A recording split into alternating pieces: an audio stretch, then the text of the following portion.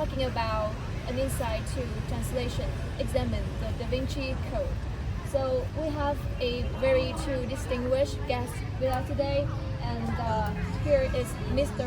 Dan Brown, the author of the book himself, and this is the very acclaimed critic, Miss Annie. Thank you. Thank you for having me today. So before I came to Vietnam, I had done some research about the Vietnamese version of my book here, and I came across some articles mentioning about the imprecise translation of my book, and I hope that through the show today, Miss Anne will help me to dig deeper into that issue. Yeah, thank you. It's my honor to be invited to the show today and to be sitting with my hero, Mr. Dan Brown. You know, I've been his fan ever since the first Da Vinci book.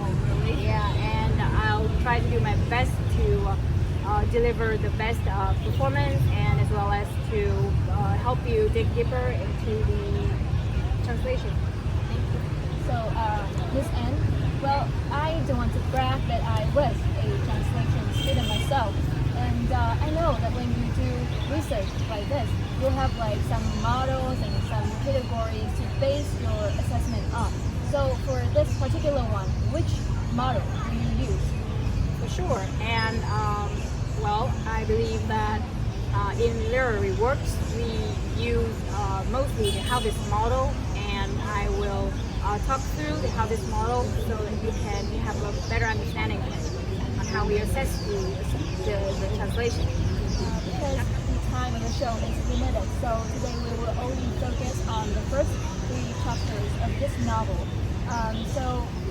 Miss Anne, what do you think about the first three chapters? Well, I believe that the first three chapters only consist of really rather simple vocabulary. Only some of them are derived from French, and some of them are religion-related words. But I believe that through thorough research, and you will eventually give the correct and precise translation of the words. So, Mr. Dan, as the author himself, so do you think that the first three chapters of the novel is very challenging for a translator to do their work? Well, first of all, I have to say that the first three chapters also consist of the prologue, which means that it will play the role as somehow the suggestion for the reader's logical predictions for the later parts of the story. So I think it is very important for the translator to convey the exact meaning of this part.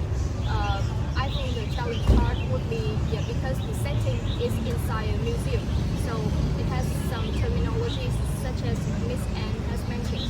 It has to do with the arts and the religions also. So I think that's the most challenging part of translation. This is whether it is a long or short novel. It is the translator's responsibility to do proper research, and with the help of internet and dictionary, I think it will not be too hard for them. Yeah, you're correct. You know, an average reader without an English understanding, they can easily find illogical errors in this book, and I believe that this is a really outrageous, improper translation. I have to admit that I'm a little bit worried, and I'm really curious about the errors that you've mentioned. Yeah, without further ado, let's dig right into the errors. And now we'll come to the first category of the errors, social attitude. As you can see, this is the first example. As the source text reads, halogen headlights, but in the translated text, the translator writes, những ngọn đèn pha cháy bằng khí halogen. As you can see, it's really lengthy and it gives unnecessary information. And we think that the translation should be just những ngọn đèn pha. It's shorter and more concise, and I believe that will do. Now we come to the second error of the social attitude category. This error is also known as the omission error. As the source text reads, an enormous revolving door, but the translator omitted the part revolving, only leaves một cánh cửa khổng lồ. It's pretty obvious that she omitted the part revolving, which means xoay in Vietnamese.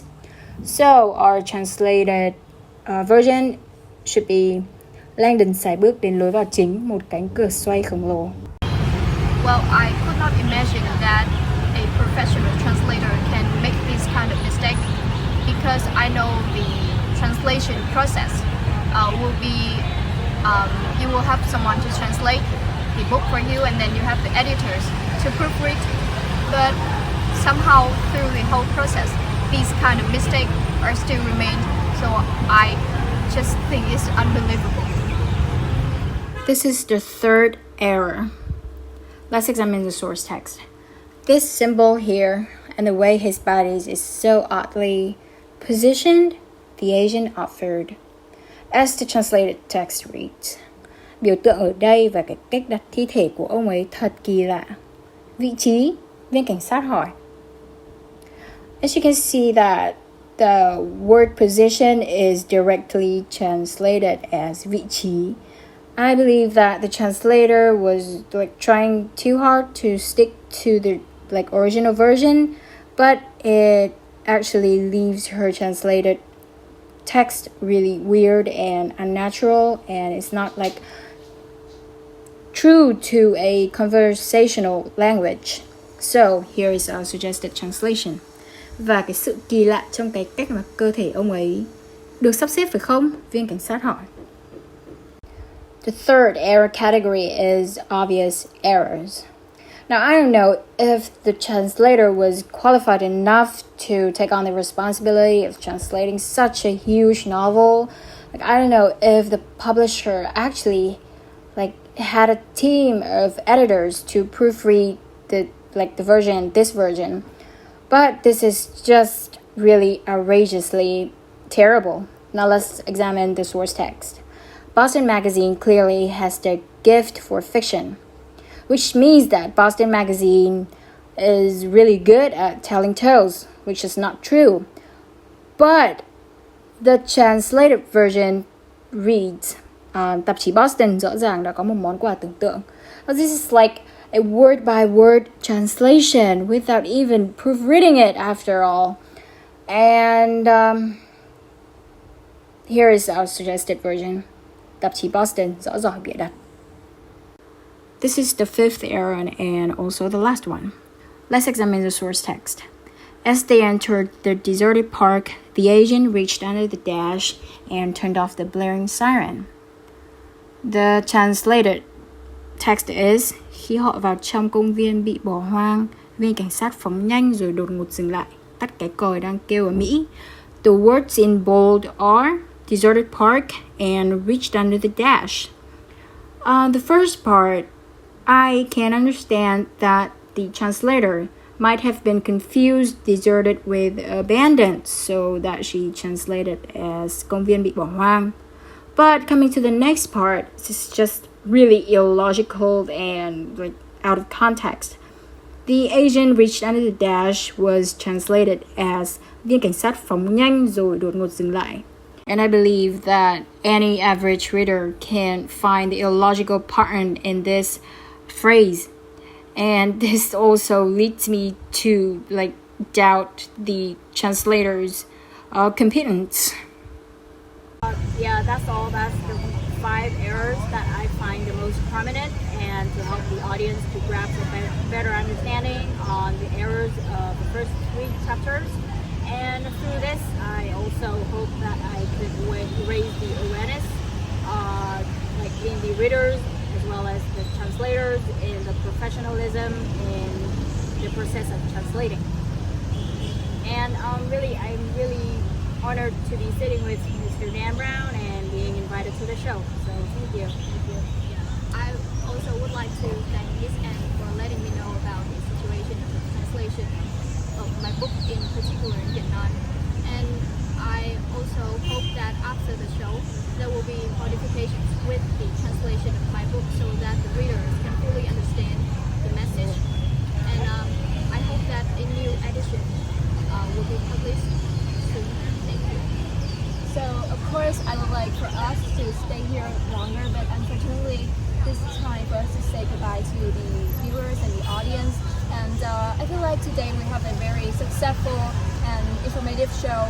And I feel like the audience will, understand better about the translation process, and the translators themselves will, be more tactful in the process of translating.